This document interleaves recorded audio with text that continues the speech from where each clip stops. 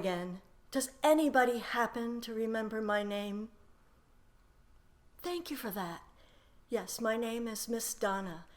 As we shall learn later, names matter. Let's quickly review the American Revolutionary War. The name of this song is Yankee Doodle. Again, the words, Yankee Doodle went to town riding on a pony. He stuck a feather in his hat and he called it macaroni. Does anyone remember what Yankee meant? All of the people in the colonies. It also meant, you're right, coward. And the doodle meant stupid. The song was made up to make fun of people. Never a good idea.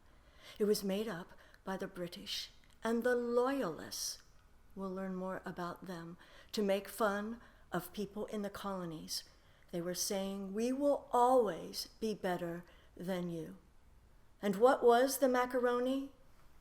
It was good. The decoration worn by the British officers named after the famous macaroni family. What it meant really was someone who was born rich, born able to live their dreams because of who their parents were. Macaroni was referring to the rich boys in England, and only they were allowed to live their dreams. Let's revisit the American Revolutionary War. Who was fighting? Name one for me, please. You're right. How many colonies? 13 colonies fighting against the biggest, the strongest army in the world, the British. Now, the people in the colonies, some wanted to fight. Remember that after the French and Indian War, where the colonies and the British fought together, they defeated the French and the Indians. The British decided they would tax the people in the colonies. The colonies said, we will agree to being taxed, but we want to have a voice. And England said no. Those in the colonies who said they must have a voice became what we call patriots. Patriots believed in the new idea that all people could live their dreams. All people were created equal. They were called patriots. Now, there were those who thought that leaving the biggest, the best country in the world was a bad idea. They wanted to remain loyal, and they were called, you guessed it, loyalists.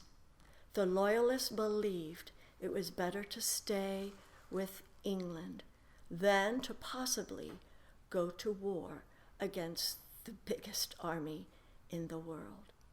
There were some other people, too, who had a stake in this. Who was here first? Yes, the Native Americans, our indigenous people. On whose side did they fight? That's a tricky question. The British promised them land. Some of them thought, if the colonists win, we better side with them.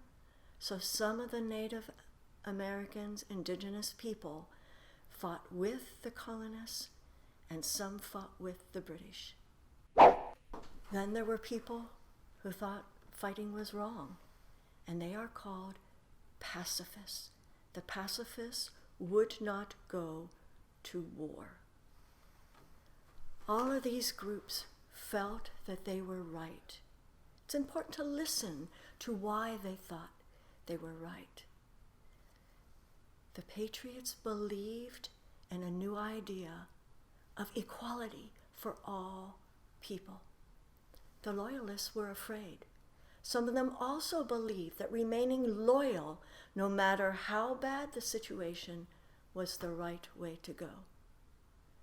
As we know, the patriots pushed us toward war. How did it happen?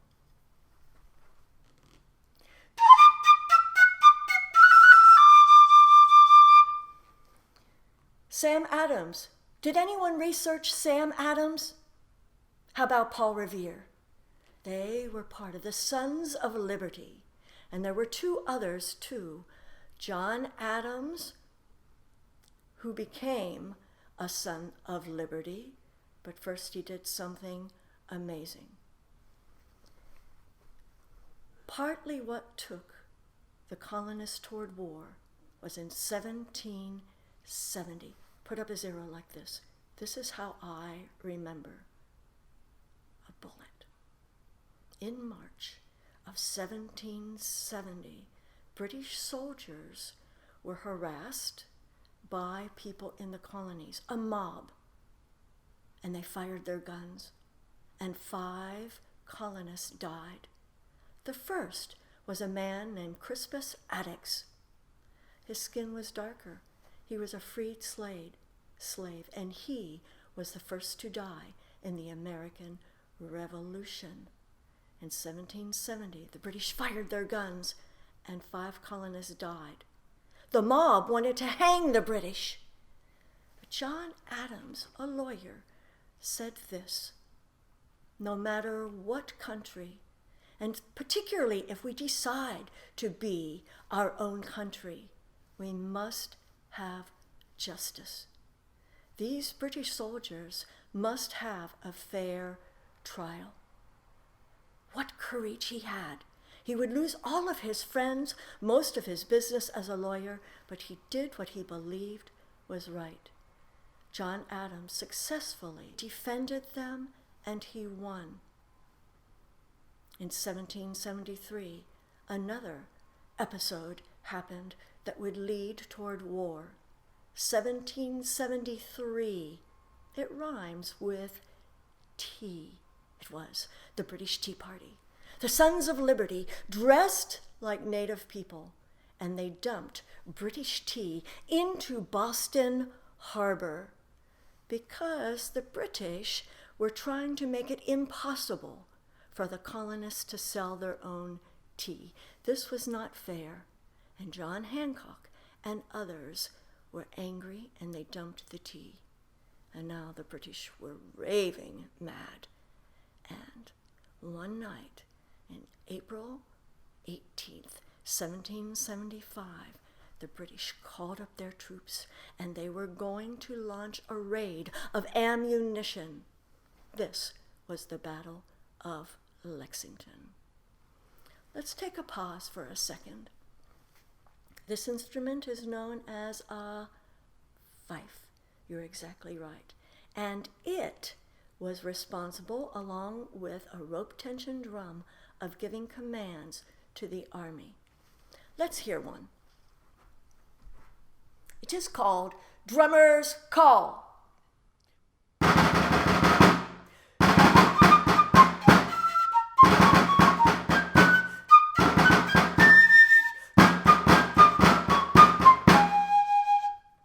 This was a signal that awakened all the drummers and fife players to get up to sound what is called the reveille. This is the rest of camp waking up.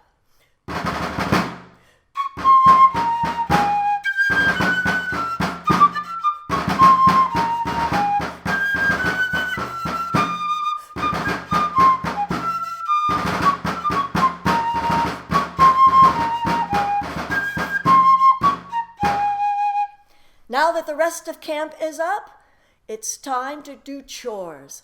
Listen to how the music changes.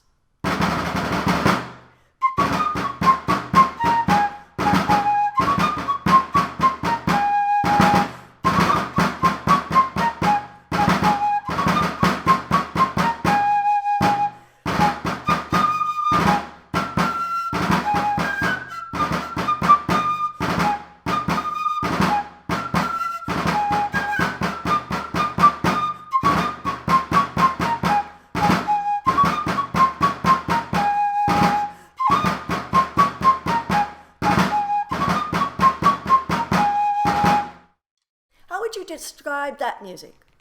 Does it feel like marching? No, not so very much. It was the music that helped people do their chores with a smile on their face. In camp, there is much to do. Now, when they were told they would be going to the battlefield, it was called to arms. Listen to the change in the music. How would you describe it?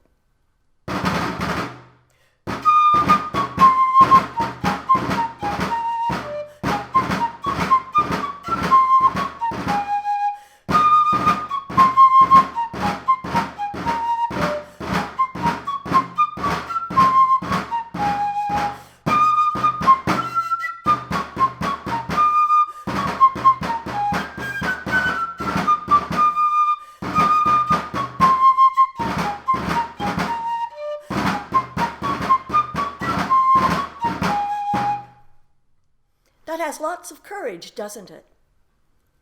Well, more often than not, in order to save his army, George Washington ordered the retreat.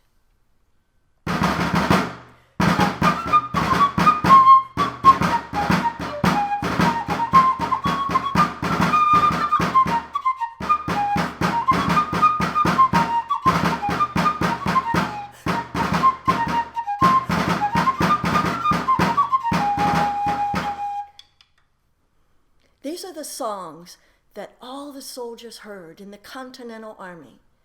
Continental meant the army of the colonies. Good job.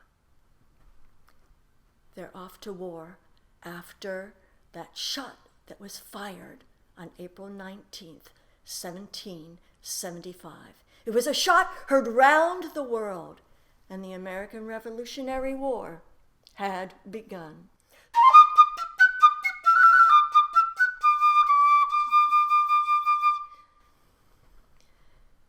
There was a little battle called Bunker Hill.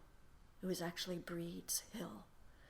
3 times the British stormed Breed's Hill.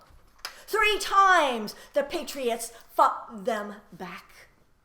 But on the 3rd British assault, the Patriots ran out of ammunition and they lost that battle. But they would never, ever, ever give up. Though they lost many, many battles, Washington basically said, failure is not an option.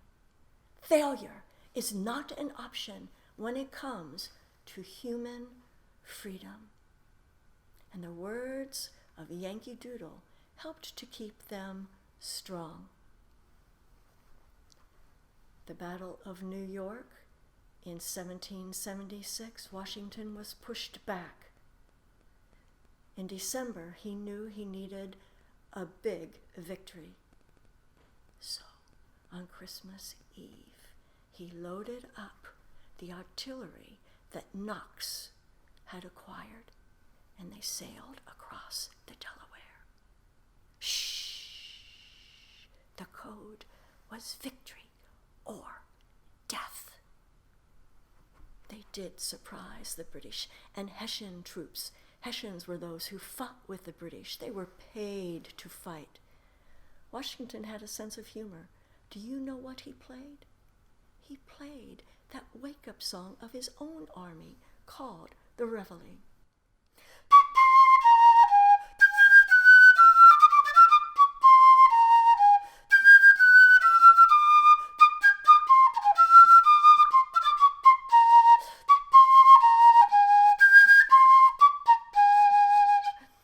What a joke to play on the Hessians. Washington woke them up with the wake-up song of all armies, the Reveille, and he won that battle.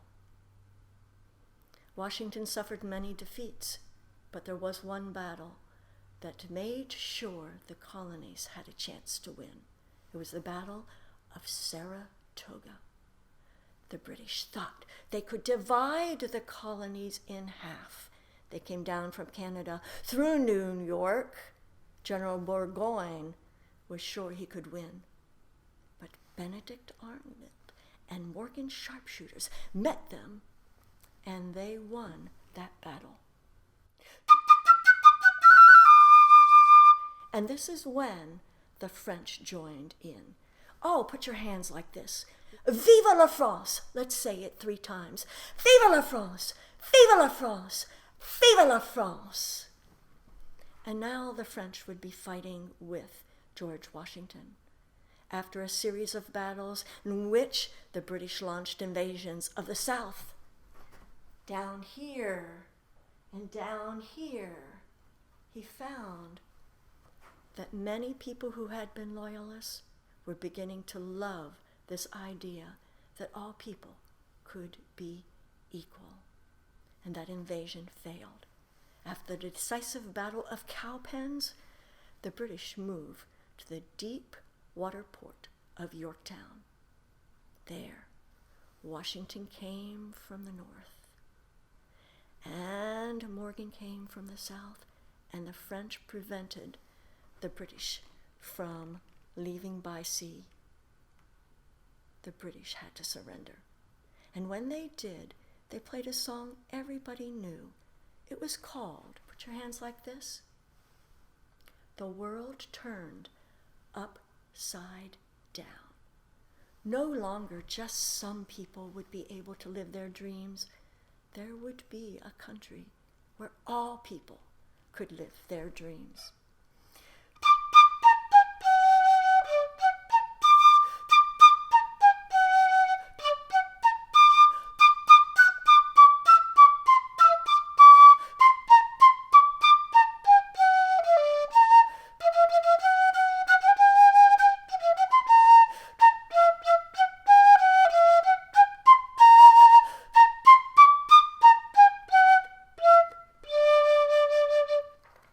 What made it possible for this new country to exist? It was a document that was signed on July 4th, 1776, before they knew they could win. It is called, who knows it? I'll give you a clue. The can you get it? The yes, the Declaration of Independence. This document has been changing the world. We hold these truths to be self-evident, that all men are created equal, that all men are created equal. We hold these truths to be self-evident. What does that mean? Upon what color am I tapping? Red. I didn't need to tell you that. It's self-evident to you. Self-evident means that these words are already in our hearts. We do not have to be told that all people are created equal, that they are endowed by their Creator with certain unalienable rights. Unalienable? What a word. Thomas Jefferson loved words, and he knew their power. Words can push people down, a poor use of words. And words can lift people up, a better way to use words. Unalienable means cannot be taken from you, or you, or you, or me. And what cannot be taken away? Among these are life, liberty, and the pursuit of happiness. No one will give our lives to us on our silver platter. We must earn it. But we have the right to write our story. The man who signed this first was John Hancock. What he's saying to us is this: your name matters. Your name matters because it is attached to your life. There is not a person here, there is not a person among us who does not have a purpose for living. Every person's story needs to be told. And so John Hancock and all the signers of that declaration and all of the founders, and even today we are challenged, write your best life story. You have been given the right to do it. Thank you. I'll see you next time.